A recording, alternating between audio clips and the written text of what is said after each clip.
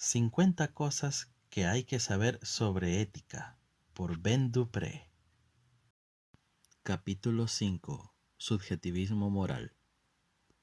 Tomemos cualquier acción considerada malvada, un asesinato premeditado, por ejemplo, examinémoslo desde todos los puntos de vista y veamos si puede encontrar ese hecho o existencia real que llamas vicio.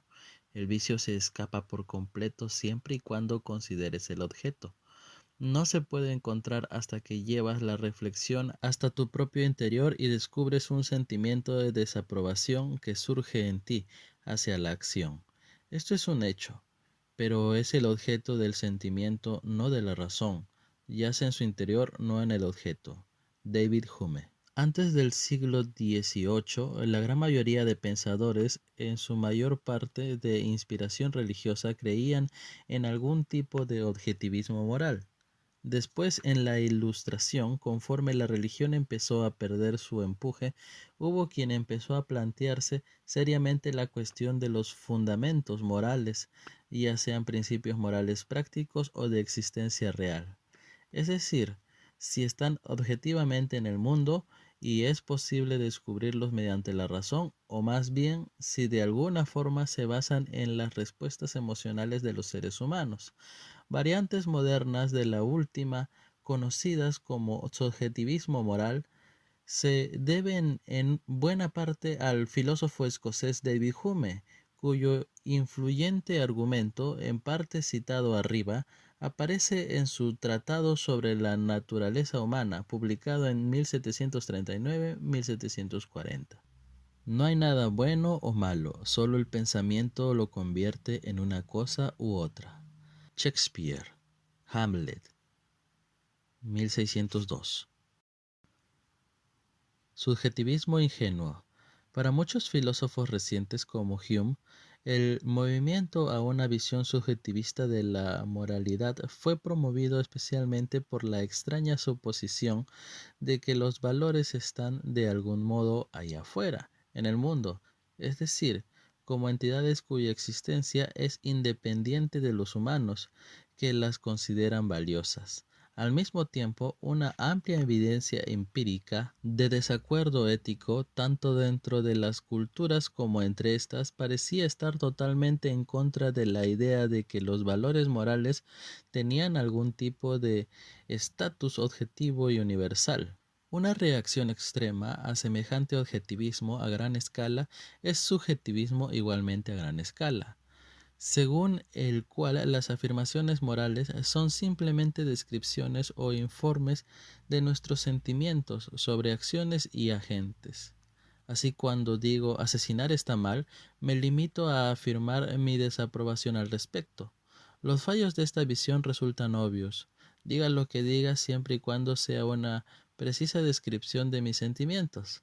Será verdad, para mí, la sinceridad por sí sola es aparentemente suficiente como justificación moral. Así que si sinceramente creo que el asesinato está bien, entonces eso es cierto, para mí.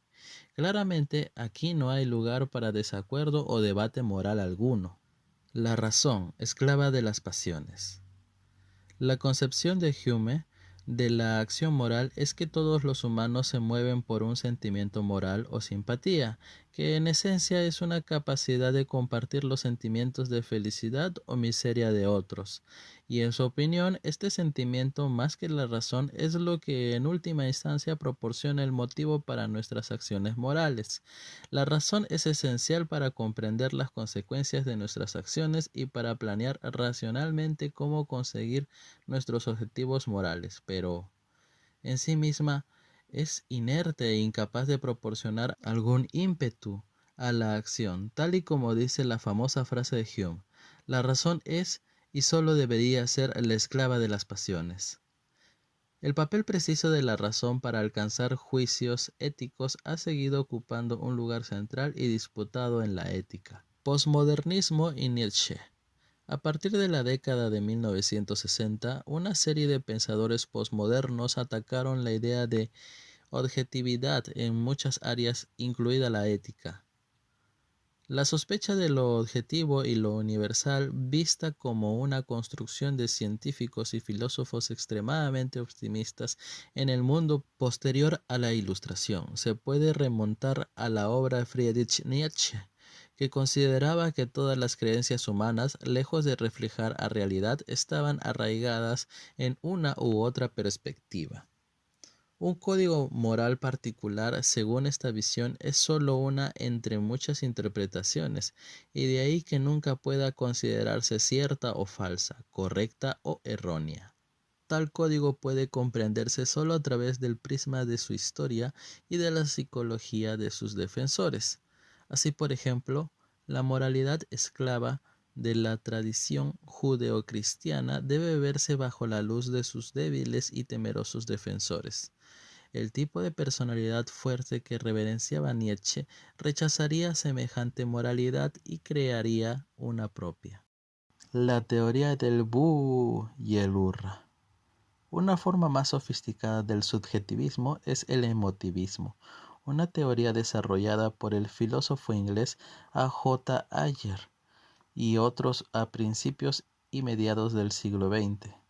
Según esta visión, llamada en tono de humor la teoría del bú y el hurra, los juicios morales no son descripciones o afirmaciones de nuestros sentimientos sobre las cosas del mundo, sino expresiones de esos sentimientos.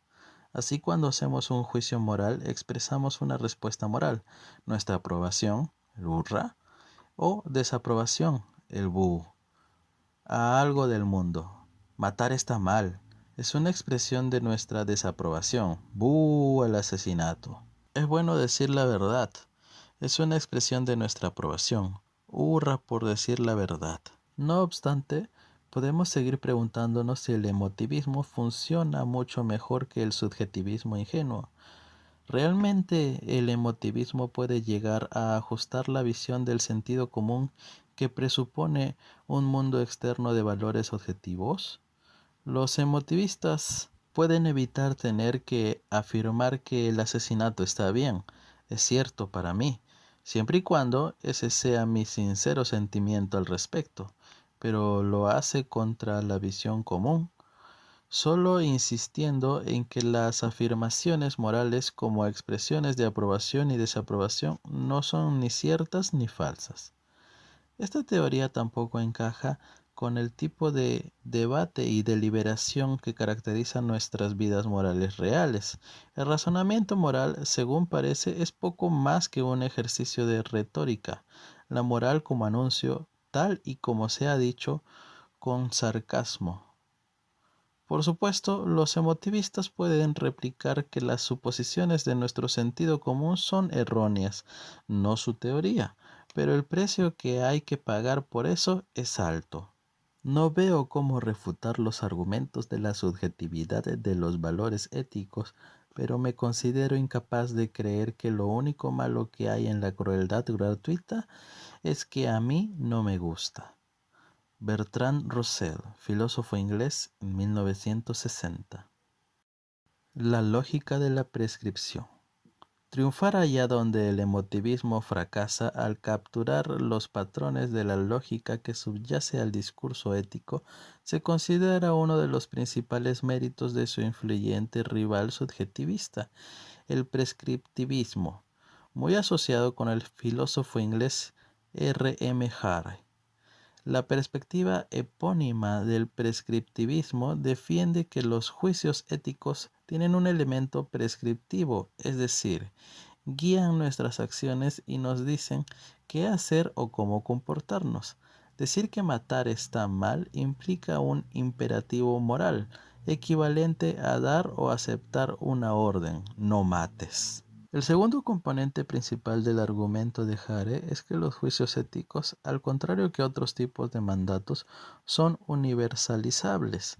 Si planteo una orden moral, estoy obligado a mantener que ese mandato debería ser obedecido por cualquiera, incluido yo mismo, en circunstancias de relevancia similares.